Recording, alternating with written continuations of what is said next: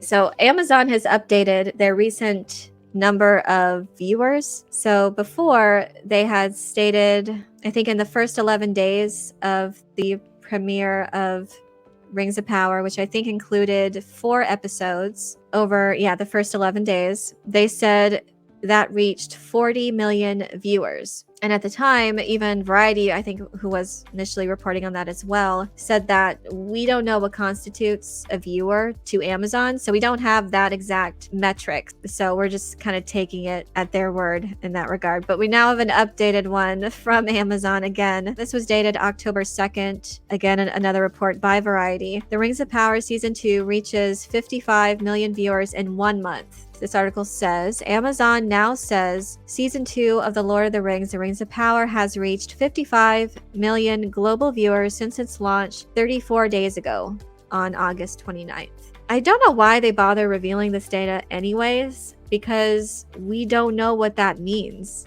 And the article continues saying, that's an increase of only 15 million viewers since the total of 40 million that the company reported 11 days after launch.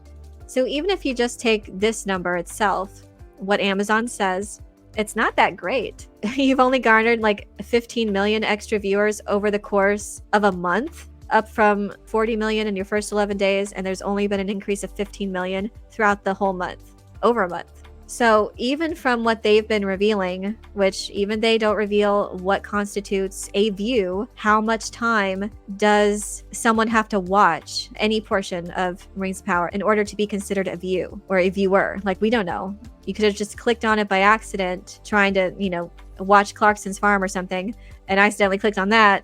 They could have counted it as a viewer. We don't know. And they're not going to reveal that data, of course. But even with what they did reveal, that's not great.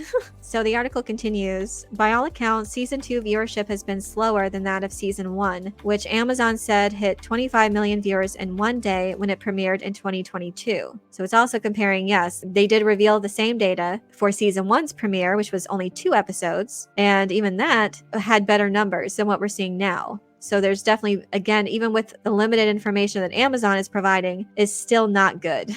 It's still showing that decline in viewership. And this also brings out the recent Nielsen streaming numbers. So the recent debut on Nielsen streaming top 10, and that was the week of it premiering. So on that week, on the Nielsen chart, Rings of Power was on there with 1 billion minutes watched, which is a drop from the 1.3 billion minutes that Season 1 debuted with, especially when considering that the more recent total combines viewership of both seasons, and that Season 2's first episodes had a longer runtime than Season 1's, and they also dropped 3 episodes in the Season 2 premiere. Initially, I thought that that's why they did it, to artificially drum up the viewing numbers. So now it seems like that's kind of bearing that out. So if you just look at the fact that, Rings of Power got 1 billion minutes watched and it's on the Nielsen streaming top 10 when it premiered that week. But there's a caveat to that, because the Nielsen was including all of the episodes available, which includes Season 1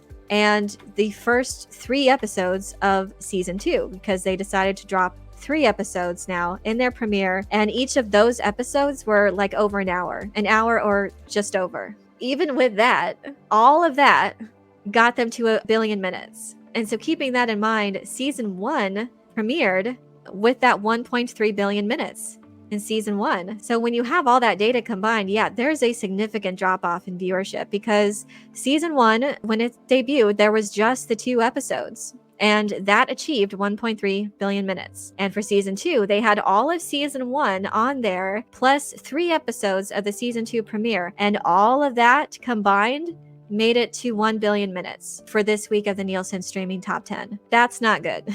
So that still isn't keeping with the data that we've currently been getting from the Luminate streaming numbers, which that's the US data. That's more recent numbers that has been coming out like week to week. This has gone back a bit to that initial premiere week for Rings of Power. So it's going to take a little while for the full Nielsen numbers to come out for the whole season. So in the next few weeks, we're going to get that. But again, it takes into consideration all of those previous episodes. If anyone watched any portion of Season 1, then they count that. in that streaming number. Variety continues saying the season 2 viewership news came out of Amazon's upfront presentation in London, where studio chief Jennifer Salke also indicated that the UK is among the top regions of the show's audience, though exact data to corroborate that was not made available. Oh, how convenient. Additionally, Salke said that season 1 has reached more than 150 million viewers in the 2 years since its debut.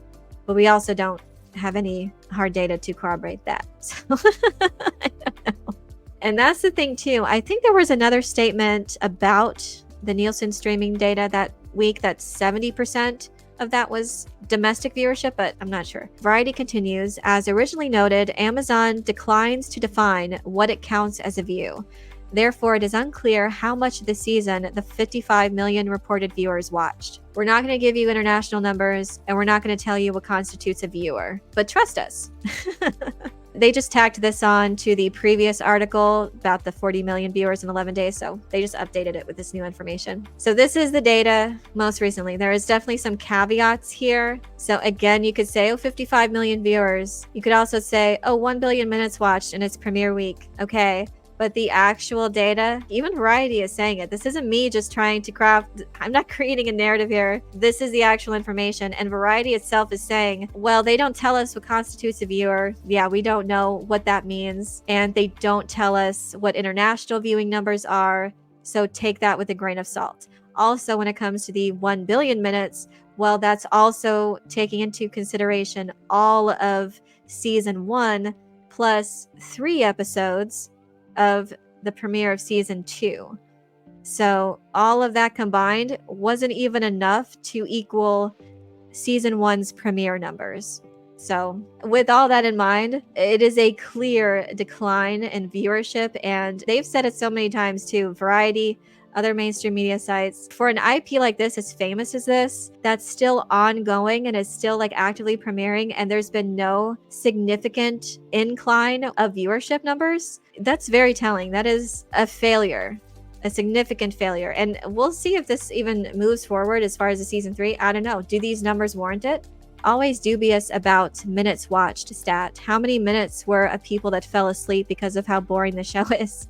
I'm sure that happened. If anyone watched season 1, I don't know, like if they wanted to check it out because of it, maybe they had missed season 1 when it was premiering, and when the marketing campaign ramped up for season 2, decided to check it out. How many of those people still stuck around for season 2? Because season 1 is a slog to get through as well, and I think it just gets worse as the show continues. It's so weird to say, but in my opinion, I think season 1 is better than season 2, which season 1 is bad, and it is boring and incredibly slowly paced, not satisfying payoffs. But I feel like in the ways that it suffers the most in season 1, season 2 continues to double down on that, to double down on the mistakes of season 1, and it just makes it even worse. So like even the Numenor storyline is objectively worse than season 1. It just devolves into this soap opera. Even before season 1 was almost like Friday Night Lights-esque. It's about like Isildur and his sister and what they're gonna do when they grow up. But at least that was better than what it devolved into as far as this telenovela 90210 style of storytelling. It's like all of what was bad in season 1, they just continued